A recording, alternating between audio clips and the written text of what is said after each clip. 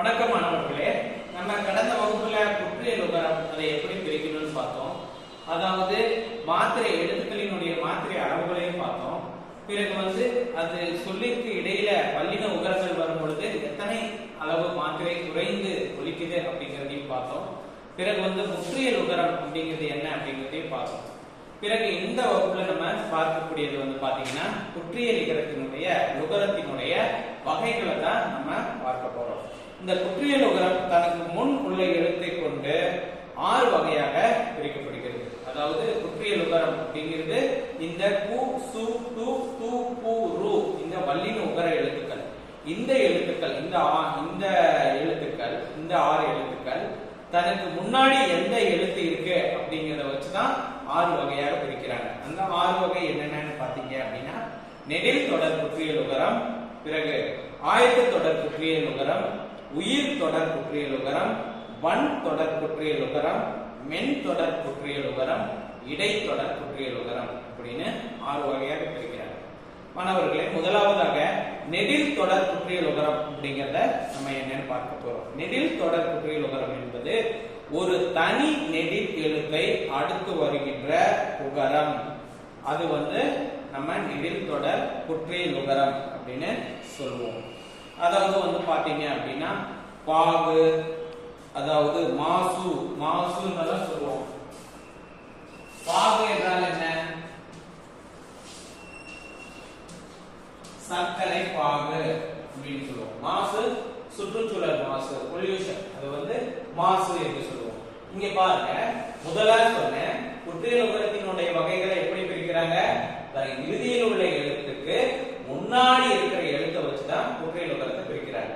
இப்ப இந்த பாகு அப்படிங்கிற சொல்லல முன் சொல் பாருங்க, ஒரு நெடில் எழுத்தா இருக்கு, பா என்கின்ற எழுத்து. இங்க பாருங்க, மாசுல மா என்கின்ற ஒரு நெடில் எழுத்தாக இருக்கிறது. ஆக ஒரு நெடில் எழுத்துக்கு அடுத்தது இந்த உகர எழுத்துக்கள் வந்தா இதெல்லாம் நெடில் தொடர் குற்றியல் உகரம் அப்படின்னு சொல்லுவோம். அடுத்தது பாத்தீங்க அப்படின்னா ஆயத்த தொடர் குற்றியல் உகரம். அதாவது குற்றியல் உகர எழுத்துக்களுக்கு முன்னாடி ஒரு ஆயத்த எழுத்து ஒன்னே ஒண்ணுதான் இருக்கு, நிறைய எழுத்துக்கள் கிடையாது. என்ன? அக் என்கின்ற எழுத்து. அந்த அக் என்கின்ற எழுத்து வந்தா அதுதான் ஆயத்த தொடர் குற்றியல் உகரம். நம்ம சொல்லுவோம் அக்கு அக்கு அப்படின்னு சொல்லுவோம். பிறகு எக்கு அப்படின்னு சொல்லுவோம். சோ இது போன்ற இறுதியான அந்த குற்றியல் உகர எழுத்துக்களுக்கு முன்னாடி ஆயத்த எழுத்து வந்தா அததான் ஆயத்த தொடர் குற்றியல் உகரம் அப்படின்னு சொல்றோம். அதனுடைய அடுத்த வகை பாத்தீங்கன்னா உயிர் தொடர் குற்றியல் உகரம். தனி நெடில் அல்லாத உயிர்மை எழுத்தை தொடர்ந்து வரும் குற்றியல் உகரம் உயிர் தொடர் குற்றியல் உகரம் ஆகும். இப்ப பாத்தீங்க அப்படின்னா அரசு, 9 இப்படி எல்லாம்.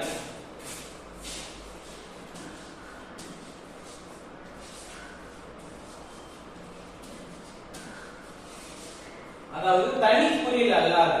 இப்ப நம்ம இதுக்கு முன்னாடி பார்த்தோம் என்னது, தனியா ஒரு குறியல் இருக்கு, தனி குறியலை அடுத்து ஒரு உகரங்கள் வந்தா அது முற்றியல் உகரம் அப்படிங்கறத பார்ப்போம்.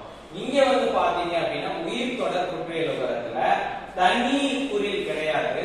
அதற்கு முன்னாடி பாருங்க, சு என்கின்ற எழுத்தும் இந்த தூ என்கின்ற எழுத்தும் இறுதியில் இருக்கு. இதற்கு முன்னாடி இருக்கிற எழுத்துக்கள் பாருங்க 2 குறியல் எழுத்துக்கள் இருக்கிறது.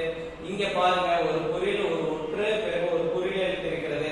இப்படி ஒரு தனி குறில் அல்லாது அடுத்து குறியல் எழுத்தை தொடர்ந்து வந்தா அதைத்தான் நம்ம என்னன்னு சொல்றோம், உயிர் தொடர் குற்றியல் உகரம் அப்படின்னு சொல்றோம். பிறகு வன் தொடர் குற்றியல் உகரம் அப்படிங்கிறது அதனுடைய 4வது வகை. வல்லின எழுத்துக்கள், வல்லின மெய் எழுத்துக்கள் என்னென்ன? இக்கு, இச்சி, இட்டு, இத்து, இப்பு, இற்று, இந்த 6 எழுத்துக்கள். இந்த எழுத்துக்கள், இந்த மெய் எழுத்துக்களை தொடர்ந்து வருகின்ற குற்றியல் உகரத்தை தான் நம்ம என்னன்னு சொல்றோம் அப்படின்னா வன் தொடர் குற்றியல் உகரம் அப்படின்னு சொல்றோம். இப்ப எடுத்துக்காட்டுக்கு உங்களுக்கு ஒரு சொல் எழுதி போறேன் பாருங்க. பாக்கு அப்படின்னு சொல்றோம். பாக்கு, பாகு வேற பாக்கு வேற. பாகு தனி நெடிலே அடுத்து வருகின்ற உகரம். இங்க பாக்குல பாருங்க, இதற்கு இந்த குற்றியல் உகர எழுத்துக்கு முன்னாடி ஒரு மெய் எழுத்து இருக்கு. அது என்ன மெய் எழுத்து? இக்கு அப்படிங்கிற வல்லின மெய் எழுத்து. ஆக வல்லின மெய் எழுத்தை தொடர்ந்து உகரம் வந்தால் இதுதான் வன் தொடர் குற்றியல் உகரம். அடுத்தது மென் தொடர் குற்றியல் உகரம். மென் தொடர் அப்படிங்கிறது மெல்லின எழுத்துக்கள். அதாவது நெஞ்சன நம்ம சொல்லுவோம் இல்லையா, அதனுடைய மெய் எழுத்துக்கள் என்ன?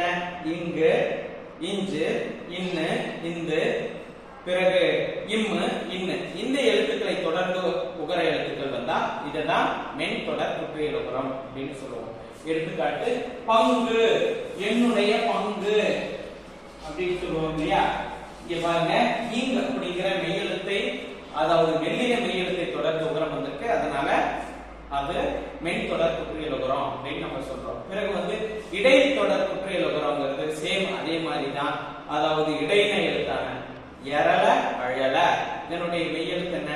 இ, இரு, இல்லு, இவ்வு, இழு, இள்ளு. இந்த எழுத்துக்களை தொடர்ந்து உகர எழுத்துக்கள் வந்தா அதுதான் மெல்லின இடையின குற்றியல் உகரம் அப்படின்னு, இடைத்தொடர் குற்றியல் உகரம் அப்படின்னு நம்ம சொல்றோம். இப்போ வந்து பாத்தீங்க, மார்பு அப்படிங்கிறது என்னது? செஸ்ட் அப்படின்னு சொல்லுவோம். மார்பு. இதுல பாருங்க, இர் அப்படிங்கிற இடை சொல்லுக்கு, அதாவது இடையின எழுத்துக்கு அடுத்து இந்த உகரம் வரனால இதை இடைத்தொடர் குற்றியல் உகரம் அப்படின்னு சொல்றோம். இவ்வாறு குற்றியல் உகரத்தை 6 வகையாக நம்ம பிரிக்கிறோம். நன்றி மாணவர்களே, அடுத்த வகுப்புல சந்திக்கலாம்.